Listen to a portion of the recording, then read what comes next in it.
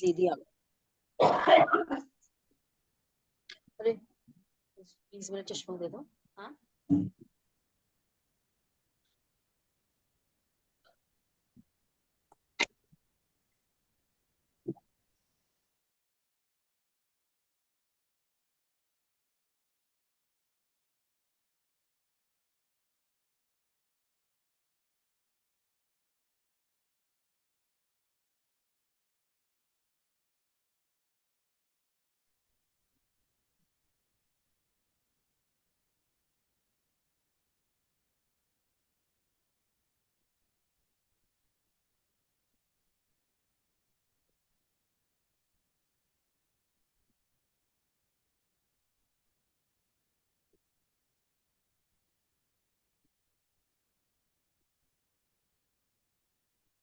मंगलाचरण। नमो अरिहंताणं, नमो सिद्धाणं, नमो आयिरियाणं, नमो उवझायाणं, नमो लोये सवसाहुणम्। मोक्षमार्गस्य नेतारं वेत्तारं कर्मभूभृतां ज्ञातारं विश्वतत्त्वानां वन्दे तद्गुणलब्धये।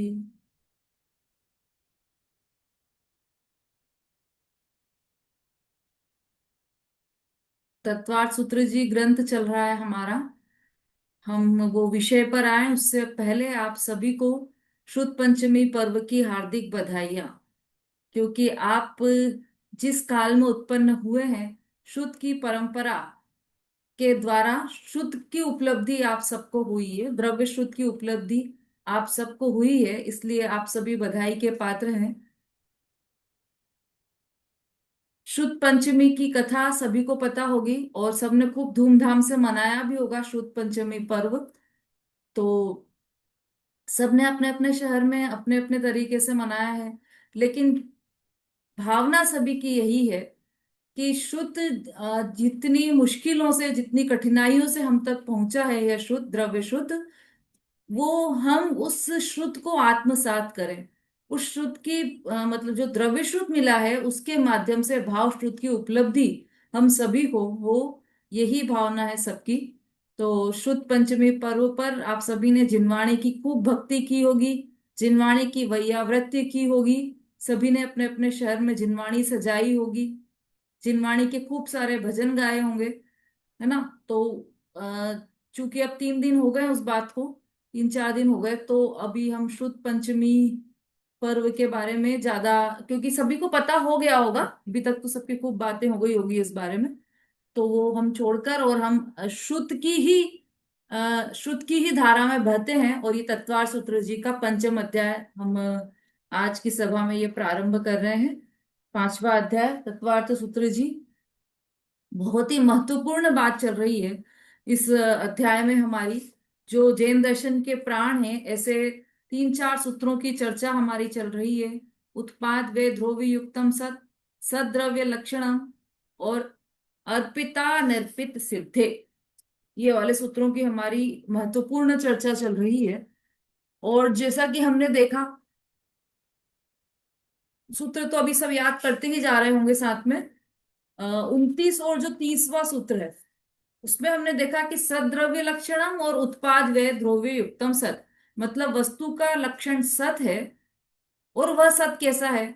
तो वह सत उत्पाद व्यय द्रव्य लक्षण से युक्त है। मतलब ये कहें कि उस सत में उत्पाद व्यय भी है और द्रव्य भी है, तीनों ही सदा काल उपलब्ध है। इसके बारे में विस्तार से चर्चा हमारी पिछली कुछ क्लासों में हुई है ना। और मतलब ये समझ लीजिए कि ये जैन दर्शन का सार है, जैन जैन धर्म का सार है कि हम जितनी भी जगत में वस्तुएं हैं, वह सब वस्तुएं सतमयी हैं, वह सत है, इसीलिए वह वस्तु है ना। हमने तीसरे या चौथे अध्याय में संग्रह नय नेगम संग्रह व्यवहार सूत्र शब्द संभि रूढ़ एवं भूता नया, ये अंतिम सूत्र पढ़ा था हमने दूसरे अध्याय में, है ना। तीसरे में, पहले में, हाँ, बहुत बढ़िया। पहले में, पहले अध्याय का अंतिम सूत्र 32वां सूत्र, नेगम संग्रह व्यवहार सूत्र शब्द संभि रूढ़ एवं भूतानया। उसमें हमने नए देखे थे अलग अलग, उसमें एक संग्रह नय को भी हमने पढ़ा था। तो ये जो सत शब्द है ना, वो संग्रह नय का बहुत सबसे बड़ा उदाहरण है। कैसे? कि जैसे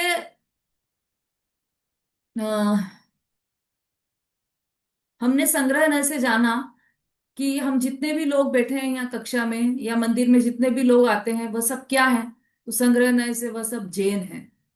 ठीक है, तो हमने जैन कह दिया, जितने भी लोग हैं सब जैन है। तो फिर जैन है, फिर जैन के अतिरिक्त तो और भी लोग हैं ना, वह सब छूट गए जैन कहने में। जैनेतर लोग सब छूट गए। तो ये कहा कि भाई जैनेतर लोग छूट गए तो सबको एक साथ कहना है, संग्रह नय से कहना है, तो मनुष्य कह दिया। तो मनुष्य कह दिया। तो अब कि सब मनुष्य हैं ऐसा कह दिया, अब मनुष्य कह दिया तो उसमें तिर्यंच पशु ये सब छूट गए, है ना, कुत्ता बिल्ली गाय भैंस सब छूट गए। तो फिर संग्रह ने से कहा कि पंचेंद्रिय जीव, पंचेंद्रिय जीव कहा। तो उसमें ये तो सब आ गए, लेकिन उसमें ये जो एक इंद्रिय दो इंद्रिय तीन इंद्रिय चार इंद्रिय ये तो सब छूट गए। तो अब इनको भी संग्रह में सबको लेकर चलना है, हमको सबके लिए शब्द बनाना है। तो क्या कहा कि जीव, जीव कहा। तो जीव कहा तो उसमें एक इंद्रिय दो इंद्रिय तीन इंद्रिय चार इंद्रिय पंचेंद्रिय मनुष्य जैन जैनेतर मुसलमान सिख हिंदू मुस्लिम सिख ईसाई सब आ गए। जैन में सब तो आ गए, लेकिन उसमें सिद्ध भगवान तो छूट गए, है ना। तो उन सबको एक साथ, मतलब संसारी जीव कहा तो मुक्त जीव छूट गए। तो सबको एक साथ लेने के लिए कहा कि जीव मात्र। तो संग्रह ने से जीव मात्र, अब तो कोई नहीं छूटा ना, सब हो गए ना, कि कुछ बाकी रह गए? यदि हमने जीव कहा तो कोई बाकी रह गया क्या, कल्पना जी?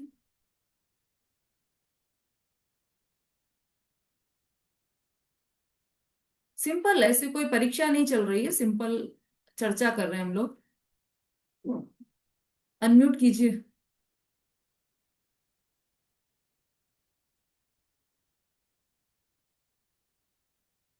चलिए ललिता जी बोलिए। बाकी द्रव्य छूट गया, जीव धर्म अधर्म आकाश हाँ, कार्य छूट बहुत गया। बढ़िया, बहुत बढ़िया। बाकी तो द्रव्य छूट गए ना, जीव द्रव्य तो सभी आ गए उसमें जीव कहने में, लेकिन बाकी के तो पांच द्रव्य छूट गए, पुद्गल छूट गया, सभी द्रव्य छूट गए। तो फिर क्या कहा संग्रह ने से सबको? सत, सत्ता, वस्तु, द्रव्य। तो संग्रह न से जिसमें कोई भी नहीं छूट रहा, ऐसा पूरा विश्व समाहित हो गया एक सत्ता शब्द में, सत शब्द में पूरा विश्व समाहित हो गया। अब उस सत्ता में दो अंश, उत्पाद व्यय और ध्रुव अंश। तो वो अंश ऐसे ऐसे नहीं कि एक जगह पर उत्पाद है एक जगह पर व्यय है और एक जगह पर ध्रुव है, ऐसा नहीं है। जैसे आम है, तो आम में एक जगह पर गुठली है एक जगह पर रस है एक जगह पर छिलका है, ऐसा उत्पाद व्यय ध्रुव नहीं है। जहां पर उत्पाद है वहीं व्यय है और वहीं पर ध्रुव है। उन दोनों के बीच में अन्वय रूप से चलने वाला ध्रुव है। तो उत्पाद व्यय तो सभी जानते हैं, ध्रुव भी सभी जानते हैं, मतलब जगत की परिभाषा में तो हम सभी जानते हैं। तभी तो क्या होता है कि जब गेहूं पिस जाते हैं तो कोई रोता नहीं चीखता चिल्लाता नहीं है, क्यों? क्योंकि कोई बात नहीं, गेहूं पिस गया तो आटा है ना, आटा तो है ना, वो कहीं चला नहीं गया गेहूं, ये हम जानते हैं। उसका आटे पने का उत्पाद हुआ, गेहूं पने का व्यय हुआ, लेकिन उसका जो ध्रुवीय रूप से है, वो जो गेहूं का अंश, मतलब गेहूं का जो तत्व है, वह अन्वय रूप से दोनों में शामिल है। तो इसलिए वह उसका अंत नहीं हुआ, द्रव्य का नाश नहीं हुआ, क्योंकि वह द्रव्य उत्पाद व्यय ध्रुव युक्तम सत है। उसमें उत्पाद और व्यय तो है ही, लेकिन उनके साथ ध्रुव्य भी है, अनवरत रूप से चलने वाला, अन्वय रूप से चलने वाला। इसलिए वह वस्तु का नाश कभी भी नहीं होता, ये हम सभी अच्छी तरह से जानते हैं। तभी तो हम चूड़ी बनती है या चूड़ी बने चाहे हार बने, कुछ फर्क नहीं पड़ता हमें। चूड़ी चूड़ी टूट गई तो हम रोते नहीं, हार बन गया तो हम ज्यादा खुश होते नहीं, क्योंकि स्वर्ण तो वैसा का वैसा ही है दोनों में। तो वो जो ध्रुव्यता है वह अन्वय रूप से चलती है, इसका ज्ञान हमें जगत की वस्तुओं में तो है। लेकिन अब यहाँ पर प्रत्येक द्रव्य में है ना, प्रत्येक वस्तु में है, प्रत्येक द्रव्य, और छह द्रव्य है उसमें जीव द्रव्य भी है। तो जीव द्रव्य में भी उत्पाद व्यय ध्रुव्य तीनों ही अन्वय रूप से चल रहा है। अन्वय मतलब बिना लंघन के, प्रति समय नित्य रूप से चल रहा है। उत्पाद व्यय भी नित्य है और ध्रुव्यपना भी उसमें नित्य है। तो ये नित्य है, तो इस उत्पाद व ध्रुव युक्तम सत की हम बात यहाँ पर कर रहे हैं, क्योंकि ये जो सत है वह द्रव्य का लक्षण है, और वह सत कैसा है, उत्पाद व्यय से युक्त है, उत्पाद व्यय ध्रुव से युक्त है। अब ये जो वस्तु है वह अनेक धर्मात्मक है, उसमें उत्पाद व्यय भी है और ध्रुव भी है। उत्पाद व्यय कैसा है, प्रति समय नष्ट होने वाला, प्रति समय उत्पन्न होने वाला। और ध्रुव कैसा है, कभी भी नष्ट नहीं होने वाला, कभी भी उत्पन्न नहीं होने वाला। तो एक ही वस्तु में ये दो चीजें हैं, लेकिन उसकी सिद्धि कैसे होगी, तो एक वस्तु के एक अंश को मुख्य करेंगे और एक अंश को गौण करके उसकी सिद्धि होगी। ये हमने देखा अर्पिता नर्पित सिद्धे, यह जो 32 नंबर का सूत्र है उसमें हमने देखा था ये बात, है ना। ये पूरा हो गया था शायद सूत्र हमारा 32 नंबर का। प्रधानता और गौणता से पदार्थों की सिद्धि होती है। इसमें आप सभी ने अनेकांत का प्रयोजन क्या है, और ये इसके बाद जो एक द्रव्य दूसरे द्रव्य का कुछ भी कर सकता है, इस मान्यता में आने वाले दोषों का वर्णन ये पढ़ लिया होगा आप लोग सभी लोगों ने। 362 पेज से ये दोष प्रारंभ हुए थे, और करीब 9 के करीब ये दोष थे इसमें। यदि हम एक द्रव्य को दूसरे द्रव्य का कर्ता माने तो क्या दोष आ सकते हैं उसमें, ये सारे इसके इसकी बात कही थी। फिर इसके बाद वाला नीचे वाला भी चल गया था हमारा। जो समय सार के आधार से पॉइंट है वह भी हमारा चल गया था। तो इस तरह से हमने देखा कि वस्तु में मुख्य गौण करने की, वस्तु में नहीं है व्यवस्था, हमारे ज्ञान में है। हमारा ज्ञान वस्तु के एक अंश को या एक पार्ट को मुख्य करता है और दूसरे पार्ट को गौण करता है। इस तरह से वो पूरी वस्तु समझ में आती है। ये हमने 32वें सूत्र में देख लिया।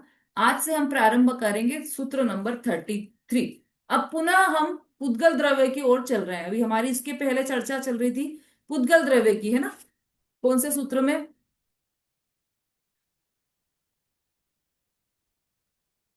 जब हम ये सत का लक्षण देख रहे थे ना, उसके पहले हमारी पुद्गल द्रव्य की चर्चा चल रही थी। 28वें नंबर में हमने यह देखा था कि जो चाक्षुष स्कंद है वह अचाक्षुष कैसे बन जाते हैं, यह हमने समझा था, है ना। उसके पहले स्कंद कैसे बने, और उसके पहले पुद्गल के भेद देखे थे हमने, है ना। पुद्गल की पर्याय, ये सब हमारी चर्चा पुद्गल की ही चल रही थी। अब 33वें सूत्र में हमारा रुख पूरा पुनः पुद्गल द्रव्य की ओर हो रहा है। अभी वापस और भी अच्छे सूत्र इसमें आने वाले हैं। तो 33वें नंबर का सूत्र निकाल लीजिए, पेज नंबर 366, 33, सूत्र नंबर 33। अब परमाणुओं में बंद होने का कारण बतलाते हैं। परमाणु में बंद कैसे हो जाता है, जो परमाणु है ना, जैसे जीव एक द्रव्य है ना, जीव, धर्म, अधर्म, आकाश काल, ये सभी एक एक द्रव्य हैं। इसी तरह से एक पुद्गल परमाणु भी पूरा एक द्रव्य है, लेकिन केवल पुद्गल पुद्गल द्रव्य में ही यह व्यवस्था है कि वह स्निग्ध रूप से भी, मतलब वह स्कंद रूप से भी हो जाता है।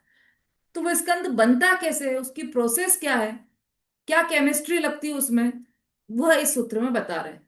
कि जो पुद्गल परमाणु है, एक पुद्गल परमाणु कितना बड़ा होता है, एक पुद्गल परमाणु, पुद्गल का सबसे छोटा अंश जो एक प्रदेश को घेरता है वह पुद्गल परमाणु होता है ना। अविभाज्य अंश पुद्गल का वो पुद्गल परमाणु होता है। तो वो अपने आप में संपूर्ण एक द्रव्य है। फिर ऐसा उसमें क्या परिवर्तन आता है कि वह स्कंद रूप में हो जाता है, क्या केमिस्ट्री लगती है उसमें, है ना। या ये कहें कि कोई चीज कैसे बनती है, शिखर जी का पहाड़ कैसे पहाड़ बन गया, पर्वत कैसे बन गया वो, या फिर एक छोटी सी डिब्बी वह कैसे डिब्बी बन गई, है ना। कि कौन सी फैक्ट्री लगाएं जिसमें हम डिब्बियां बनेगी, छाते की फैक्ट्री, छाता कैसे बन गया, फैक्ट्री लगानी पड़ेगी उसके लिए तब छाता बनेगा, बिना फैक्ट्री के तो छाता नहीं बनेगा। स्टील की थाली, तो उसके लिए भी फैक्ट्री लगानी पड़ेगी, बिना फैक्ट्री के तो नहीं बनेगा। ये कितनी ही फैक्ट्रियां लगा लो, जब तक उसकी केमिस्ट्री समझ नहीं आएगी तब तक वह थाली थाली नहीं बनेगी, बर्तन नहीं बनेगी। क्या करना उसके लिए, देखिए सूत्र नंबर 33। स्निग्ध रुक्षत्वात् बंध, स्निग्ध रुक्षत्वाद बंध, स्निग्ध रुक्षत्वात् मतलब चिकने और रूखे के कारण बंध, दो तीन इत्यादि परमाणुओं का बंध होता है।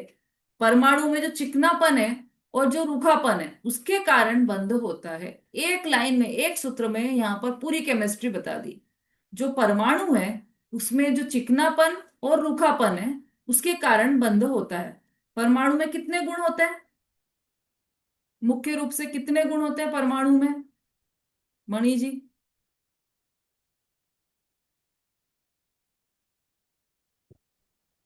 दो तीन इत्यादि दीदी।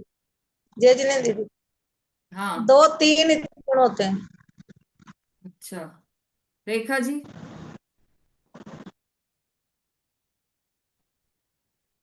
दीदी एक परमाणु में एक द्रव्य होता है। अरे परमाणु तो पूरा खुद ही एक द्रव्य है, उसमें एक द्रव्य कहाँ से आएगा? वो पूरा ही एक द्रव्य है। अभी मैं पूछ रही हूँ परमाणु में गुण कितने हैं, कौन कौन से हैं? सुलेखा जी? जय दीदी, अनेक गुण है। अनेक मतलब कितने? इस स्पर्श स्पर्श की जो 8 गुण है वो हम्म। चिकना, भारी और रूखा, हम्म। हल्का, भारी, जो गुण है। एक स्निग्ध है, रुच्छ है, चिकना, रूखा। और एक हाँ, समता भाभी बोलो। खुदगल परमाणु में मतलब सभी सामान्य गुण तो सभी पाए जाते हैं। वैसे तो अनंत गुण है हम्म।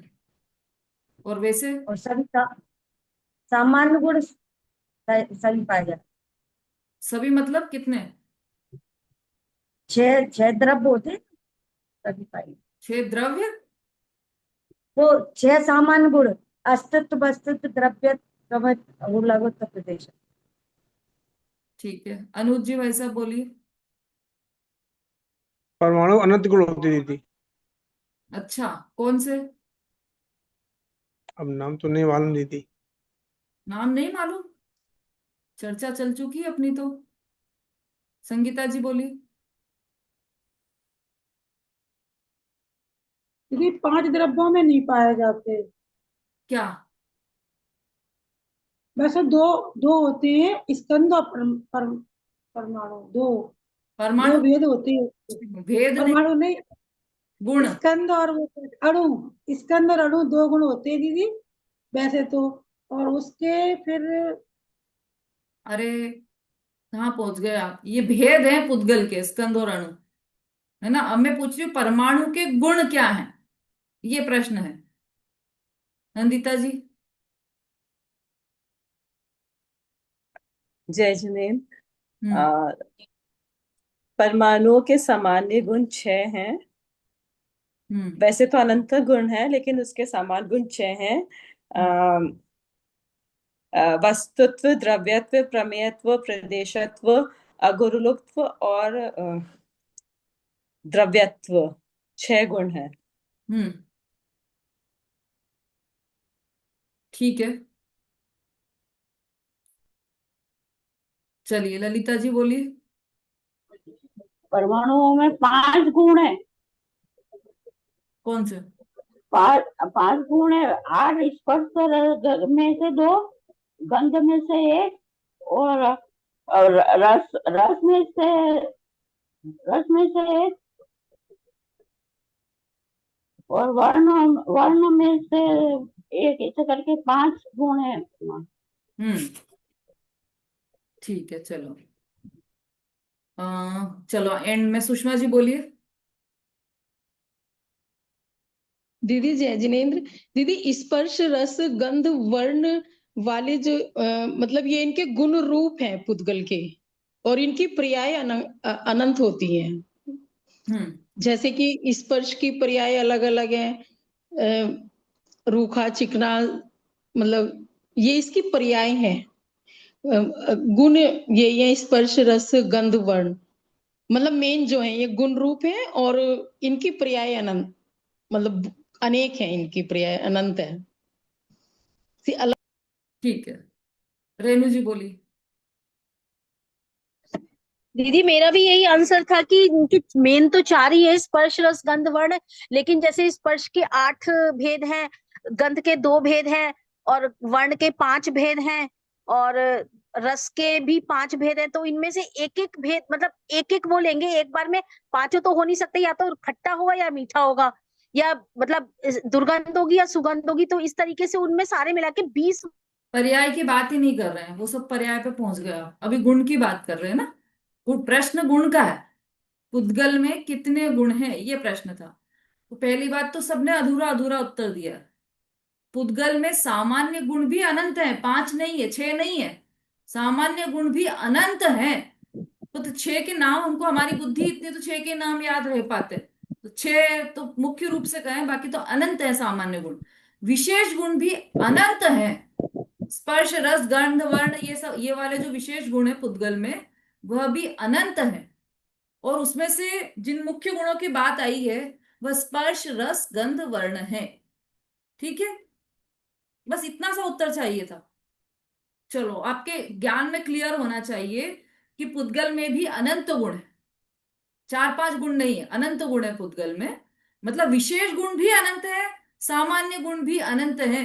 पर मुख्य मुख्य की चर्चा की है तो मुख्य मुख्य में, विशेष में स्पर्श रस गंध वर्ण है, और सामान्य में तो वो 6 सामान्य गुण है ही जो सभी द्रव्यों में है। ठीक है, तो ये ख्याल में रहना चाहिए। किसी किसी ने सही बोला भी है, मतलब वो आप सबका जोड़ लेंगे तो शायद सही उत्तर एक निकल जाएगा, पर एक कंप्लीट उत्तर चाहिए था। ठीक है, चलिए, कोई बात नहीं। Practice makes a man perfect. ये अपन पढ़ ही रहे हैं, इसीलिए पढ़ रहे हैं कि हमें ये सब चीजें समझ में आए कि गुण क्यों, गुण किसमें कितना है।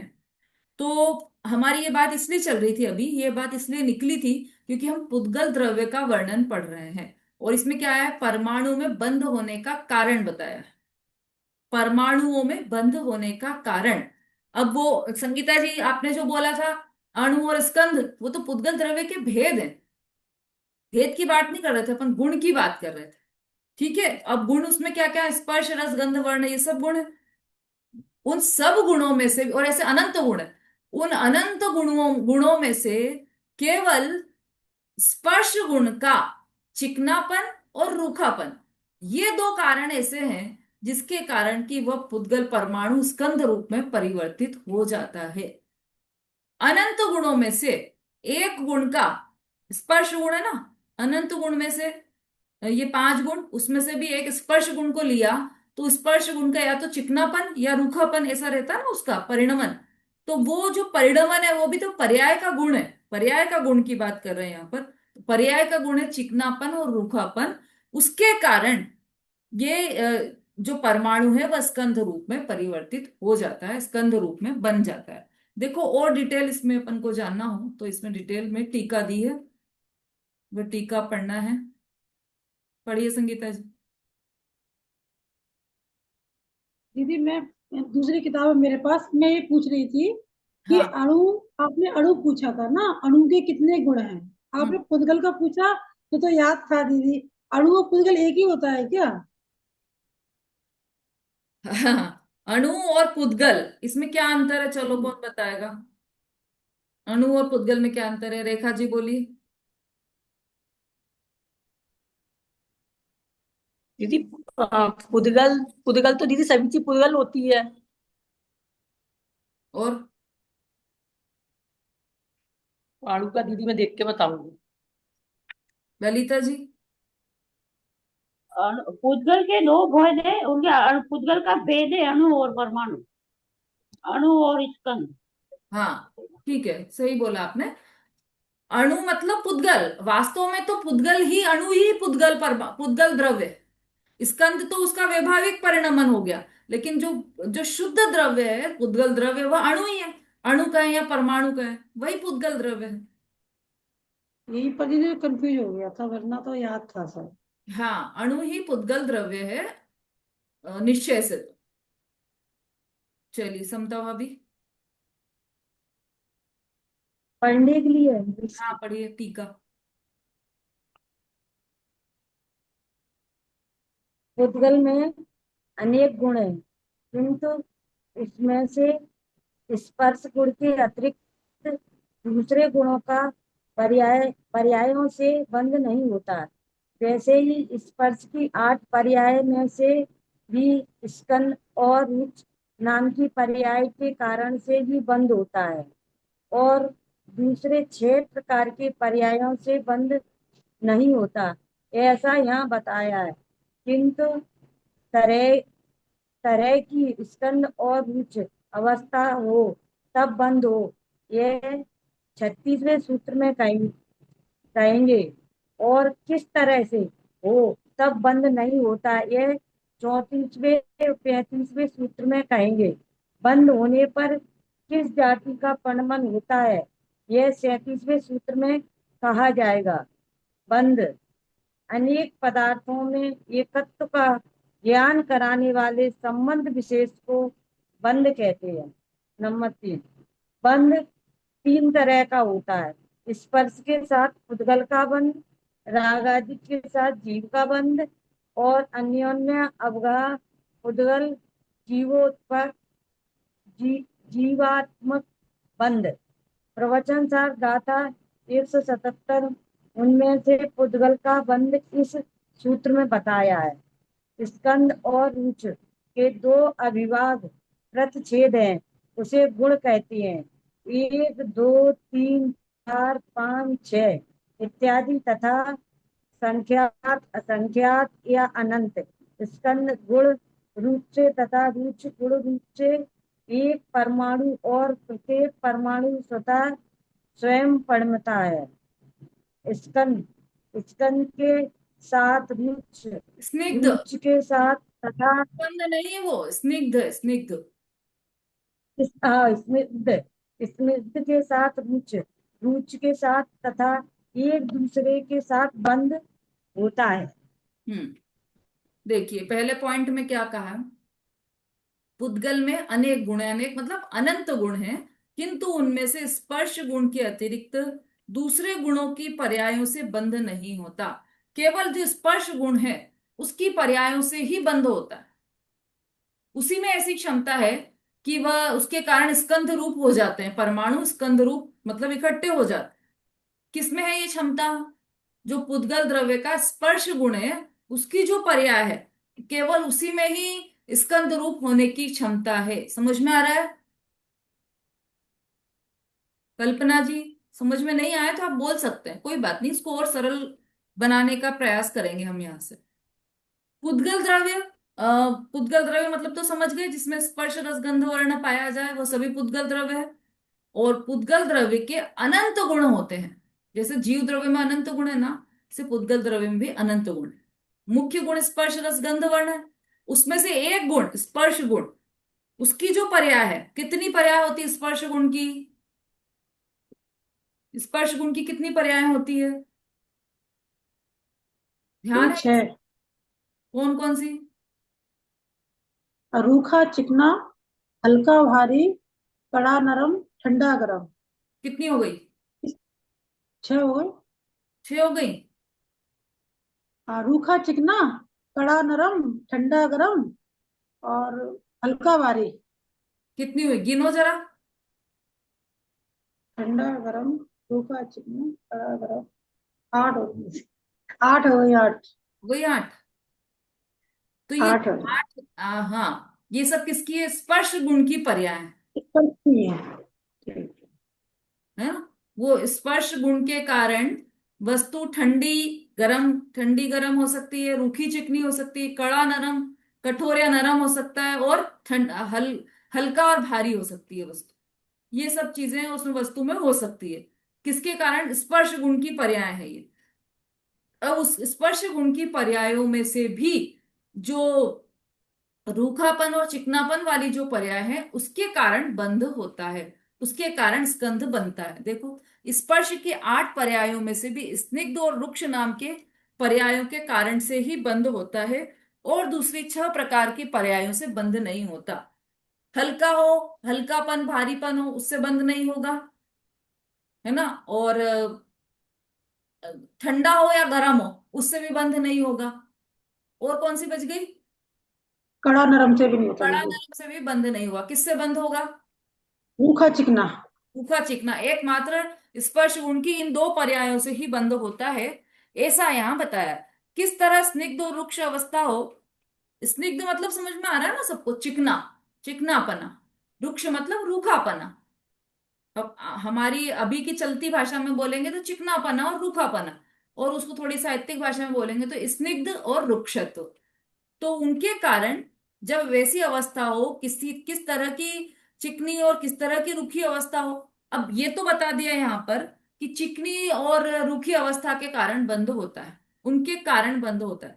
लेकिन कितनी कितनी रूखी होगी तब बंद होगा, कितनी चिकनी होगी तब बंद होगा। वो जो पुद्गल का परमाणु है उसमें कितना चिकनापन होगा तब वो दूसरे परमाणु के साथ जाकर चिपकेगा। उसमें कितना रूखापन होगा जब वो दूसरे परमाणु के साथ जाकर नहीं चिपकेगा या चिपकेगा। ये क्या व्यवस्था है, तो ये सब आगे के सूत्रों में बताएंगे। अभी तो सिर्फ यहाँ पर इतना बता रहे हैं कि पुद्गल द्रव्य के अनंत गुणों में से एकमात्र स्पर्श गुण की स्निग्ध और रुक्षत्व वाली पर्यायों के कारण बंध होता है। अब देखो, बंध किसे कहते हैं। अनेक पदार्थों में एकत्व का ज्ञान कराने वाले संबंध विशेष को बंध कहते हैं। अनेक पदार्थों में एकत्व का ज्ञान कराने वाले। अब जैसे बंध हो गया या वो स्कंद रूप हो गया तो क्या हुआ, अनेक पुद्गल परमाणु ऐसे लगने लगे कि ये एक ही है, ये डिब्बी एक ही है, ऐसा लगने लगा, है ना। अनेक पुद्गल परमाणु है लेकिन यह एक ही हमें बॉक्स दिखाई देगा। क्यों, एकत्व का भान करा रहा है हमें। एकत्व का ज्ञान कराने वाले संबंध विशेष को, इसी को बंध कहते हैं। ये बंध की परिभाषा है। बंध तीन तरह का है। स्पर्श के साथ पुद्गलों का बंध। अब ये कौन बताएगा, स्पर्श के साथ पुद्गलों का बंध मतलब जिस पुद्गल बंध की हम चर्चा कर रहे हैं, स्कंध की चर्चा कर रहे हैं, वही है पहला पॉइंट। स्पर्श के साथ पुद्गलों का बंध, रागादिक के साथ जीव का बंध। जीव का बंध मतलब अपने जो भाव कर्म है, राग द्वेष, शुभ अशुभ भाव, उसके साथ जीव का बंध, वह भी एक प्रकार का बंध है। और तीसरा है अन्योन्य अवगाह पुद्गल जीवात्मक बंध, मतलब द्रव्य कर्म के साथ जीव का बंध। ये इस प्रकार के तीन बंध हो गए। तो ये प्रवचन सार में ये तीन बंध बताए हैं, उनमें से पुद्गलों का बंध इस सूत्र में बताया। अभी हमारे लिए उपयुक्त चर्चा, मुख्य चर्चा क्या है कि पुद्गलों का बंध कैसे होगा, तो उसकी चर्चा यहाँ पर बताइए। स्निग्ध रुक्षत्वाद बंध, स्निग्ध रुक्षत्वाद बंध। ठीक, चौथा पॉइंट, स्निग्ध और रुक्षत्व के जो अविभाग प्रतिच्छेद हैं उसे गुण कहते हैं। अब देखो, गुण जो शब्द है ना, उसके कई अर्थ हैं। गुण किसे कहते हैं, जो आत्मा में अनंत गुण है उसे भी गुण कहते हैं। पुद्गल में जो अनंत गुण है उसे भी गुण कहते हैं। कभी कभी पर्याय को भी गुण कह दिया जाता है ना। जैसे कि, और कभी कभी ऐसा भी बोलते हैं कि देखो इसमें ये जो आ रही हैं, ये जो दीदी आ रही है, इनमें कितने गुण हैं, ऐसा।